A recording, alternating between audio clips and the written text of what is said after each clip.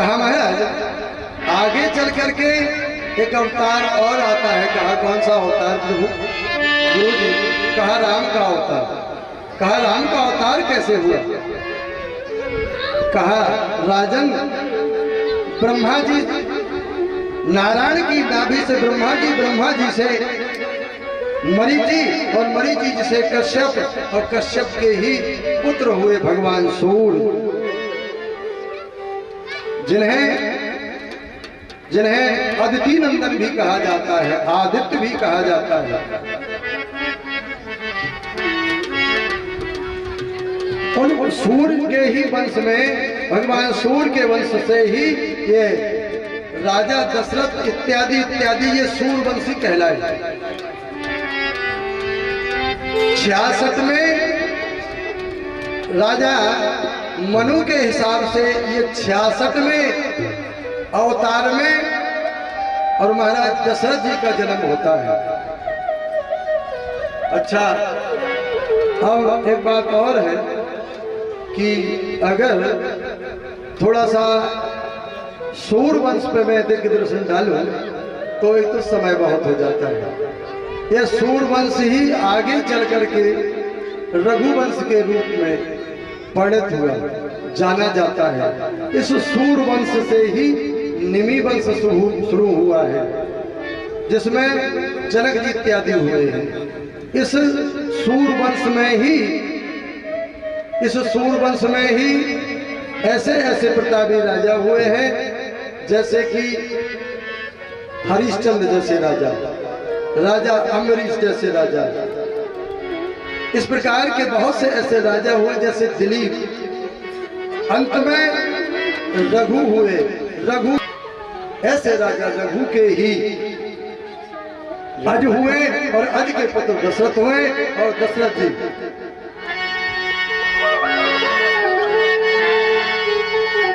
जी के कोई पुत्र नहीं है।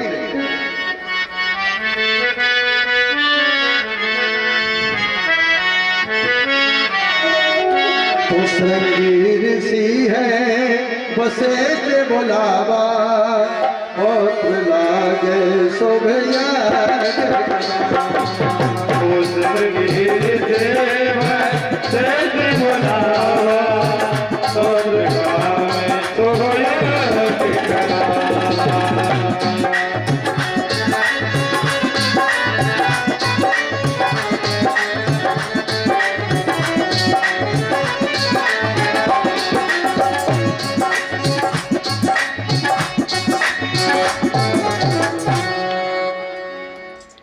वशिष्ठ जी भी यज्ञ कर सकते थे, लेकिन कावड़ था। पुत्र श्रेष्ठ यज्ञ के लिए श्रृंगी ऋषि को बुलाया गया, और जब यज्ञ हुआ तो उसमें से अग्नि देवता चरु लेकर के यानी खीर लेकर के निकले और महाराजा दशरथ को दिया। महाराजा दशरथ ने अपनी यथायोग अपनी रानियों को दे दिया। उसी खीर से के प्रसाद को प्राप्त करके अंजनी के भी हनुमान जी का अवतार हुआ था। हनुमान जी का अवतार हुआ था, इसलिए हनुमान जी भी खीर से पैदा बताए जाते हैं किसी पुराण के माध्यम से।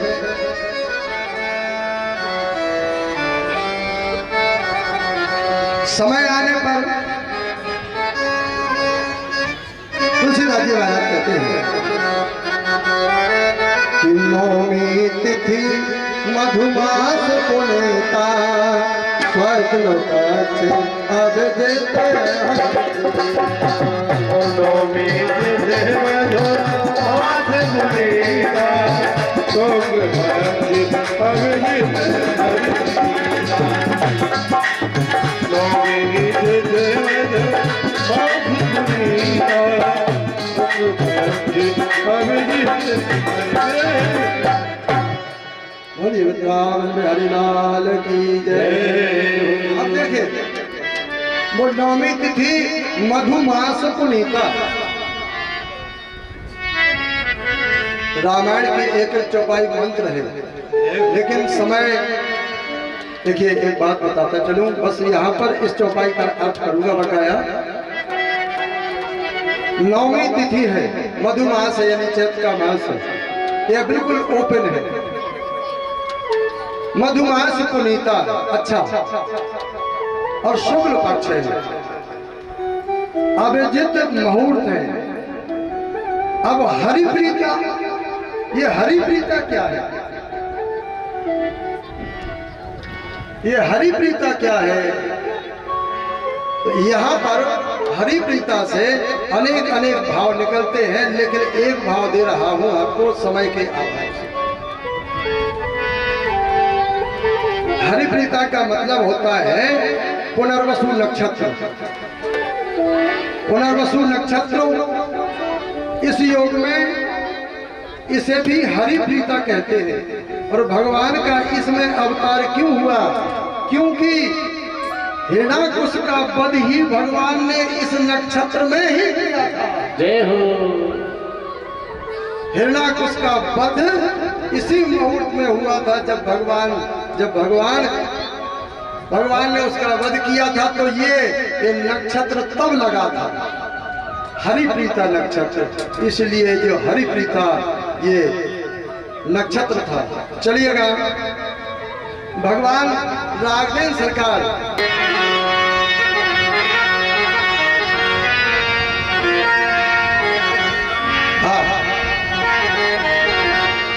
भगवान राघवेंद्र सरकार यहाँ पर जन्म लेते हैं। सुर समूह विनती कर पहुँचे निज धाम, जग निवास प्रभु प्रगटे, अखिल लोक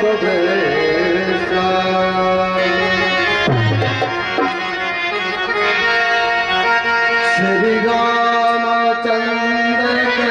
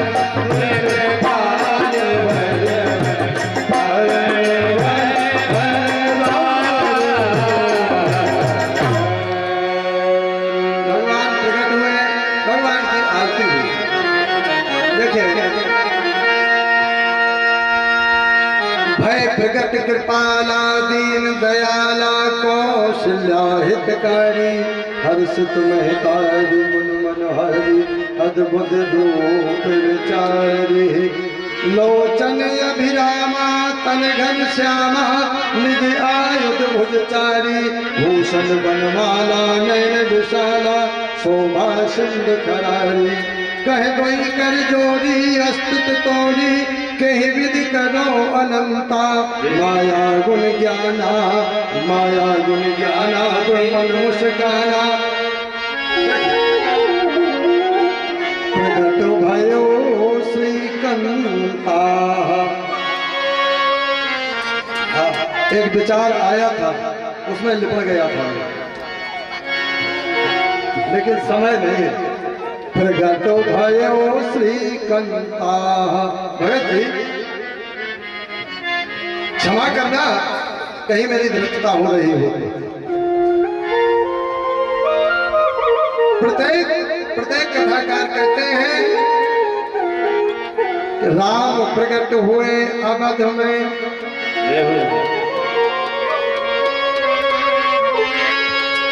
और जनकपुरी सीमा, लेकिन तुलसीदास जी कह रहे हैं कि प्रगट भयो श्री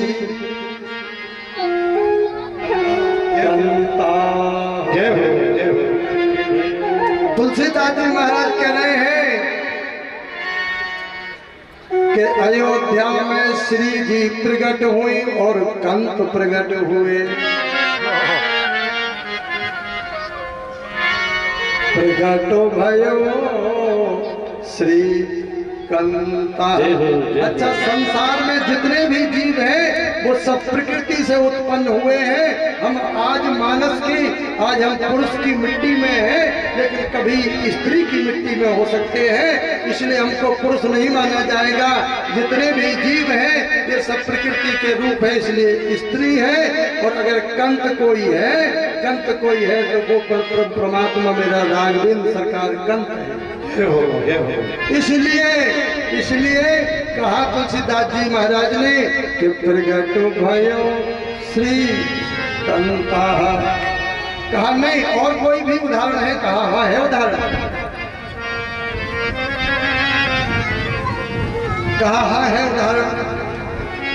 तुलसीदास जी महाराज बोले जानकी जी, सीता जी अयोध्या में प्रकट हुई। तुलसीदास जी महाराज से किसी ने पूछा तो तुलसीदास महाराज जी ने कहा कि गिरा रथ जल बीच सम, और कहिए तो भिन्न न भिन्न। भगवान और सीता कभी भिन्न नहीं हो सकते हैं। गिरा रथ जल बीच सम, कहियत भिन्न न भिन्न। तो बंद हो सीता राम पद, जिन्हें परम प्रिय खिल। इसलिए अलग नहीं हो सकते हैं। राम से सीता अलग नहीं हो सकती, सीता से राम अलग नहीं हो सकते। कहा एक आध उदाहरण और है। तुलसीदास जी महाराज से पूछा कि ये बात अभी और कुछ स्पष्ट करिएगा कि सीता जी अयोध्या में प्रकट हुई। कहा हाँ। तो कहा जब भगवान ने मनुष्य रूपा को वरदान दिया था, देवताओं को वचन दिया था, तो उस समय कहा था नारद बचना, नारद बचन सत सब करे हो। नारद बचन सत सब करे हो। नारद बचन सत सब करे हो।